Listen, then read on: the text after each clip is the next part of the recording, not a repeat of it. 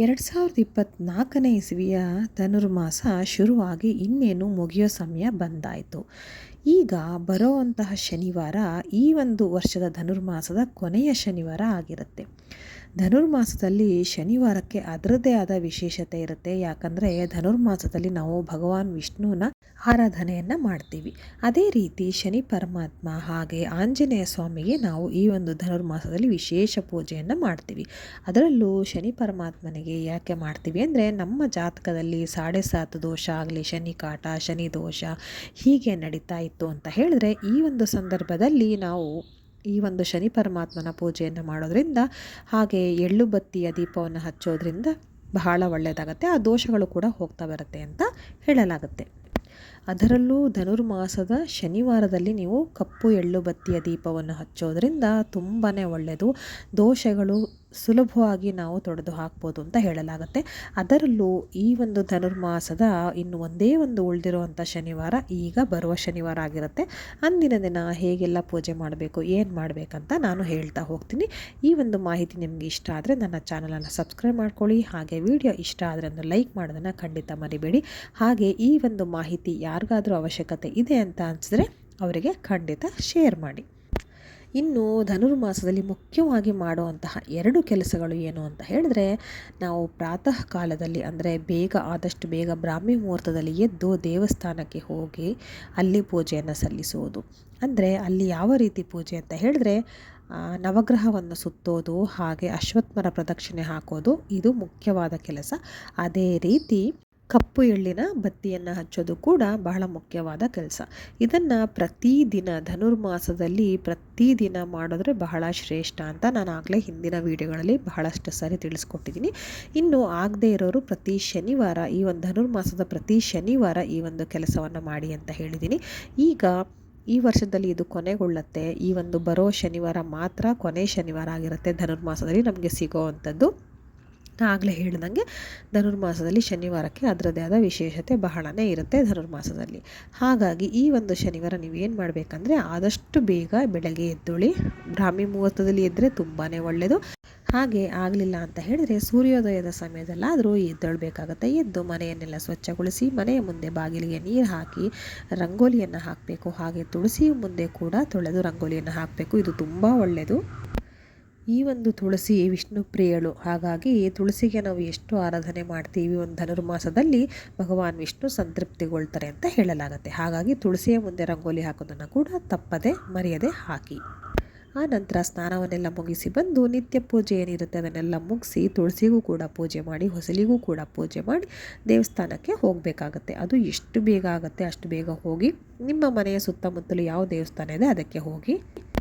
ವಿಶೇಷವಾಗಿ ಆಂಜನೇಯ ಸ್ವಾಮಿ ದೇವಸ್ಥಾನ ಇತ್ತು ಅಂತ ಹೇಳಿದ್ರೆ, ಅಥವಾ ಶನಿ ಪರಮಾತ್ಮನ ದೇವಸ್ಥಾನ ಇತ್ತು ಅಂತ ಹೇಳಿದ್ರೆ, ಅಥವಾ ನೀವು ಹೋಗೋ ದೇವಸ್ಥಾನದಲ್ಲಿ ಇವೆರಡು ಇತ್ತು ಅಂತ ಹೇಳಿದ್ರೆ ತುಂಬ ಒಳ್ಳೆಯದು. ಹಾಗೆ ಮುಖ್ಯವಾಗಿ ನೀವು ಹೋಗುವಂಥ ದೇವಸ್ಥಾನದ ಸುತ್ತಮುತ್ತ ದೇವಸ್ಥಾನಕ್ಕೆ ಸಂಬಂಧಪಟ್ಟಂತೆ ಅರಳಿ ಮರ ಅಂದರೆ ಅಶ್ವತ್ಥ ಮರ ಇರಬೇಕು. ಇದೊಂದು ಗಮನದಲ್ಲಿ ಇಟ್ಕೊಳ್ಳಿ. ಸಾಮಾನ್ಯವಾಗಿ ಇರುವಂತಹ ದೇವಸ್ಥಾನ ಸ್ವಲ್ಪ ದೂರ ಇದ್ದರೂ ಕೂಡ ಪರವಾಗಿಲ್ಲ, ಒಂದು ದಿನ ತಾನೇ ಹೋಗಿ ತಪ್ಪದೇ ಅಶ್ವತ್ಥ ಮರ ಇರೋ ದೇವಸ್ಥಾನಕ್ಕೆ ಹೋಗಿ. ಹಾಗೆ ನವಗ್ರಹಗಳು ಕೂಡ ಇರಬೇಕಾಗುತ್ತೆ.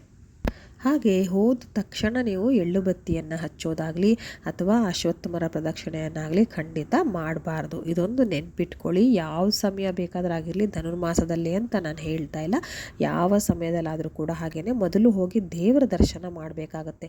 ನೀವು ದೇವಸ್ಥಾನದ ಒಳಗಡೆ ಹೋಗಿ ದೇವರ ದರ್ಶನ ಮಾಡಿಲ್ಲ ಅಂದರೂ ಪರವಾಗಿಲ್ಲ, ಹೊರಗಡೆ ನಿಂತಾದರೂ ಒಟ್ಟಿನಲ್ಲಿ ದೇವರ ದರ್ಶನ ಮಾಡಬೇಕು. ಒಮ್ಮೆ ಸ್ವಲ್ಪ ಆದರೂ ಮಾಡಬೇಕಾಗತ್ತೆ. ಆ ನಂತರ ನೀವು ಎಳ್ಳು ಬತ್ತಿಯನ್ನು ಹಚ್ಬೋದು ಅಥವಾ ಅಶ್ವತ್ಥ ಮರ ಪ್ರದಕ್ಷಿಣೆಯನ್ನು ಮೊದಲು ಹಾಕ್ಬೋದು. ಅಶ್ವತ್ಥ ಮರ ಪ್ರದಕ್ಷಿಣೆಯನ್ನು ಮೊದಲು ಹಾಕ್ಕೊಳ್ಳಿ. ಯಾಕೆ ಅಂದರೆ ನಾವು ಎಷ್ಟು ಬೇಗ ಸಾಧ್ಯ ಆಗುತ್ತೋ ಅಷ್ಟು ಬೇಗ ನಾವು ಅಶ್ವತ್ಥ ಮರ ಪ್ರದಕ್ಷಿಣೆ ಹಾಕೋದ್ರಿಂದ ನಮ್ಮ ಆರೋಗ್ಯ ಕೂಡ ಸುಧಾರಿಸುತ್ತೆ.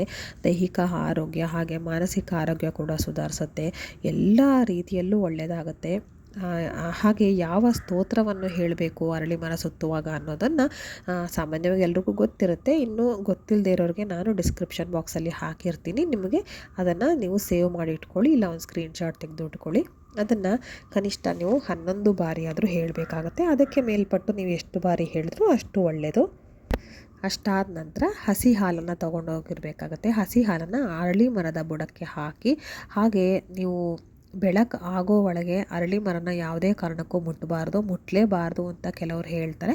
ಅದರಲ್ಲೂ ಕತ್ಲು ಥರ ಇರುತ್ತಲ್ಲ, ಅಂದರೆ ಬೆಳಗಿನ ಜಾವದ ಕತ್ಲೇನಿರುತ್ತೆ ಆ ಒಂದು ಸಮಯದಲ್ಲಿ ಅರಳಿ ಮರನ ಯಾವುದೇ ಕಾರಣಕ್ಕೂ ಮುಟ್ಟಬಾರ್ದು. ಪೂಜೆ ಪುನಸ್ಕಾರಗಳನ್ನ ಮಾಡೋದಕ್ಕೆ ತೊಂದರೆ ಇಲ್ಲ ಅಂತ ಹೇಳ್ತಾರೆ. ಸೊ ನೀವು ಪ್ರದಕ್ಷಿಣೆ ಎಲ್ಲ ಹಾಕಿ ಆನಂತರ ಹಸಿ ಹಾಲನ್ನು ಅರಳಿ ಮರದ ಬುಡಕ್ಕೆ ಹಾಕಿ ಆನಂತರ ಸಾಸಿವೆ ಎಣ್ಣೆನ ತೊಗೊಂಡೋಗಿರಬೇಕು. ಸಾಸಿವೆ ಎಣ್ಣೆಯಿಂದ ದೀಪವನ್ನು ಹಚ್ಚಬೇಕಾಗತ್ತೆ. ಒಂಟಿ ದೀಪ ಸಾಕಾಗತ್ತೆ, ಜೋಡಿ ದೀಪನೇ ಹಚ್ಚಬೇಕಂತ ಏನಿಲ್ಲ. ಹಚ್ಚಿ ನಿಮ್ಮ ಪ್ರಾರ್ಥನೆಗಳೇನಿರುತ್ತೆ ಅದನ್ನೆಲ್ಲ ಬೇಡ್ಕೊಳ್ಳಿ. ತುಂಬ ಅಂದರೆ ತುಂಬ ಒಳ್ಳೆಯದಾಗುತ್ತೆ. ನಿಮ್ಮ ಲೈಫಲ್ಲಿ ನಿಮಗೇ ಗೊತ್ತಿಲ್ಲದಂಗೆ ಒಂದು ಒಳ್ಳೆಯ ಬದಲಾವಣೆ ಆಗ್ತಾ ಬರುತ್ತೆ. ಖಂಡಿತ ನೀವು ನೋಡಿ ಬೇಕಿದ್ರೆ.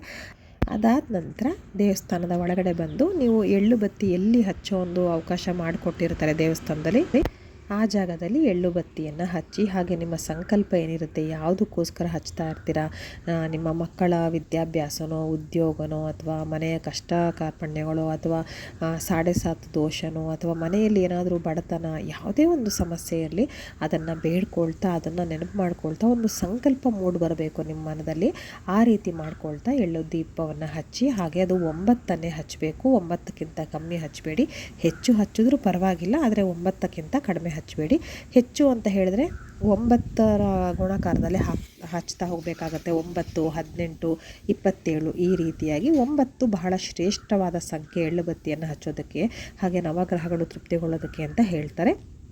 ಹಾಗಾಗಿ ನೀವು 9 ಕಪ್ಪು ಎಳ್ಳು ಬತ್ತಿಯನ್ನು ಹಚ್ಚಬೇಕಾಗತ್ತೆ. ಅದು ಎಳ್ಳೆಣ್ಣೆಯಲ್ಲಿ ನೀವು ಅದ್ದಿ ಇಟ್ಕೊಂಡು ಆನಂತರ ಹಚ್ಚಬೇಕಾಗತ್ತೆ. ಅದಾದ ನಂತರ ನೀವು ನವಗ್ರಹ ಪ್ರದಕ್ಷಿಣೆಯನ್ನು ಮಾಡಬೇಕಾಗತ್ತೆ. ನವಗ್ರಹ ಪ್ರದಕ್ಷಿಣೆ 8 ಪ್ರದಕ್ಷಿಣೆ ಬಲಕ್ಕೆ ಮಾಡಿ ಆನಂತರ ಒಂದು ವಾಪಸ್ ಉಲ್ಟಾ ಪ್ರದಕ್ಷಿಣೆ ಅಂದರೆ ಅಪ್ರದಕ್ಷಿಣೆ ಮಾಡಬೇಕಾಗತ್ತೆ. ಅದಾದ ನಂತರ ನೀವು ಮುಖ್ಯ ದೇವರನ್ನು ದರ್ಶನ ಮಾಡಿ ಎಲ್ಲ ಒಂದು ಸ್ತೋತ್ರವನ್ನು ಹೇಳಿಕೊಂಡು ಎಲ್ಲ ಕಡೆ ಪ್ರದಕ್ಷಿಣೆ 3 ಪ್ರದಕ್ಷಿಣೆ ಆದರೂ ಹಾಕಿ ದೇವಾಲಯದಲ್ಲಿ ನಮಸ್ಕಾರ ಮಾಡಬೇಕಾಗತ್ತೆ. ಆನಂತರ ಪ್ರಸಾದ ಏನು ಕೊಡ್ತಾ ಅದನ್ನು ತಗೊಂಡು ಬಂದು ಮನೆಯಲ್ಲಿ ಎಲ್ರಿಗೂ ಹಂಚಿ ತಿನ್ನಿ, ನೀವು ಕೂಡ ತಗೋಬೇಕಾಗುತ್ತೆ.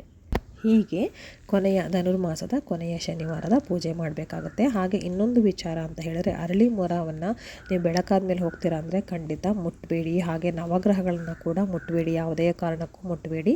ಎಲ್ಲ ಗ್ರಹಗಳ ಒಂದು ನೆನಪು ಮಾಡ್ಕೊಳ್ತಾ ನೀವು ನವಗ್ರಹ ಪ್ರದಕ್ಷಿಣೆ ಮಾಡಬೇಕಾಗತ್ತೆ. ನವಗ್ರಹ ಸ್ತೋತ್ರ ಬೇಕಿದ್ದರೂ ಕೂಡ ನಾನು ಡಿಸ್ಕ್ರಿಪ್ಷನ್ ಬಾಕ್ಸಲ್ಲಿ ಹಾಕಿರ್ತೀನಿ, ಅದನ್ನು ಕೂಡ ನೀವು ಸೇವ್ ಮಾಡ್ಕೊಳ್ಬೋದು ಅಥವಾ ಸ್ಕ್ರೀನ್ಶಾಟ್ ತೆಗೆದಿಟ್ಕೊಳ್ಬೋದು. ಅದು ಎಷ್ಟು ಬಾರಿ ಅಂತ ಲೆಕ್ಕ ಬೇಡ, ನೀವು ಎಷ್ಟು ಸುತ್ತುತ್ತಾ ಇರ್ತೀರಲ್ವ ಅಷ್ಟು ಬಾರಿ ಅದನ್ನು ಪಠನೆ ಮಾಡ್ಕೋಬೇಕಾಗತ್ತೆ. ಅದಾದಮೇಲೆ ಕೂಡ ನೀವು ಕೆಲವ್ರಿಗೆ ಏನಾಗುತ್ತೆ, ಸುತ್ತುತ್ತಾ ಪ್ರದಕ್ಷಿಣೆ ಹಾಕ್ತಾ ನಿಮಗೆ ಶ್ಲೋಕಗಳನ್ನು ಹೇಳ್ಕೊಳ್ಳೋದಕ್ಕೆ ಆಗಲ್ಲ, ಯಾಕಂದರೆ ಲೆಕ್ಕ ತಪ್ಪೋಗುತ್ತೆ ಅಂತ ಹೇಳಿ. ಹಾಗಾಗಿ ನೀವು ನವಗ್ರಹ ಪ್ರದಕ್ಷಿಣೆಯನ್ನು ಮಾಡಿ ಲೆಕ್ಕ ಇಟ್ಕೊಂಡು ಆನಂತರ ಅದೇ ಜಾಗದಲ್ಲಿ ಅಲ್ಲೇ ಹತ್ತಿರದಲ್ಲಿ ಕುಳಿತುಕೊಂಡು ನೀವು ಈ ಒಂದು ನವಗ್ರಹ ಸ್ತೋತ್ರ ಏನು ಕೊಡ್ತೀನಿ ಅಂತ ಹೇಳಿದೆ ಅದನ್ನು ನೀವು ಪಠನೆ ಮಾಡಬೇಕಾಗತ್ತೆ. ಹಾಗೆ ಕೈಯಲ್ಲಿ ಯಾವುದೇ ಕಾರಣಕ್ಕೂ ಮುಟ್ಟಿ ನಮಸ್ಕಾರ ಮಾಡಬೇಡಿ, ನವಗ್ರಹಗಳಿಗಾಗಲಿ ಅಥವಾ ಅರಳಿ ಮರಕ್ಕಾಗಲಿ ನೆನಪಿಟ್ಕೊಳ್ಳಿ. ಹಾಗೆ ಎಳ್ಳು ಬತ್ತಿಯನ್ನು ಹಚ್ಚುವಾಗ ಬೇರೆಯವ್ರು ಹಚ್ಚಿರ್ತಾರಲ್ಲ ಆ ಒಂದು ಏನು ಜ್ವಾಲೆ ಉರಿತಾ ಇರುತ್ತೆ ಅದರಿಂದ ನಿಮ್ಮ ಎಳ್ಳು ಬತ್ತಿಯನ್ನು ಖಂಡಿತ ಹಚ್ಚಬೇಡಿ. ನೀವೇ ಒಂದು ಬೆಂಕಿ ಪೊಟ್ಟನ್ನ ತಗೊಂಡು ಹೋಗಿರಿ, ಅದರಿಂದನೇ ಹಚ್ಚಬೇಕಾಗತ್ತೆ. ಈ ಒಂದು ಕೂಡ ಮಾತನ್ನು ನೆನಪಿಟ್ಕೊಳ್ಳಿ. ಈ ರೀತಿ ನೀವು ಧನುರ್ಮಾಸದ ಕೊನೆಯ ಶನಿವಾರದ ಪೂಜೆಯನ್ನು ಮಾಡಬೇಕಾಗತ್ತೆ. ಹೀಗೆ ಮಾಡೋದ್ರಿಂದ ಎಲ್ಲವೂ ಕೂಡ ನಿಮ್ಮ ಕುಟುಂಬಕ್ಕೆ ಒಳ್ಳೆಯದಾಗತ್ತೆ. ನಿಮ್ಮ ಮನೆಯ ಆರ್ಥಿಕ ಪರಿಸ್ಥಿತಿ ಇರಬಹುದು ಅಥವಾ ವಿದ್ಯಾಭ್ಯಾಸ ಉದ್ಯೋಗ ಎಲ್ಲವೂ ಕೂಡ ಅದರಿಂದ ಏನು ಸಮಸ್ಯೆ ಉಂಟಾಗ್ತಿರುತ್ತೆ ಅದೆಲ್ಲವೂ ಪರಿಹಾರ ಆಗುತ್ತೆ. ಅದರಲ್ಲೂ ಮುಖ್ಯವಾಗಿ ಹಣಕಾಸಿನ ಸಮಸ್ಯೆ ಹಾಗೆ ಶನಿ ಕಾಟ ಶನಿ ದೋಷ ಅಂತ ಏನು ಹೇಳ್ತೀವಿ ಅದರ ಒಂದು ಪರಿಣಾಮ ಏನಿರುತ್ತೆ ಅದು ಪೂರ್ತಿಯಾಗಿ ಕಮ್ಮಿ ಆಗ್ತಾ ಬರುತ್ತೆ. ಎಲ್ಲರೂ ಕೂಡ ಸಾಧ್ಯವಾದಷ್ಟು ತಪ್ಪದೆ ಈ ಒಂದು ಧನುರ್ಮಾಸದ ಕೊನೆಯ ಆಚರಣೆಯನ್ನು ಮಾಡಿ. ಎಲ್ರಿಗೂ ಒಳ್ಳೆಯದಾಗಲಿ. ಮುಂದಿನ ವಿಡಿಯೋದಲ್ಲಿ ಸಿಗ್ತೀನಿ. ಧನ್ಯವಾದಗಳು.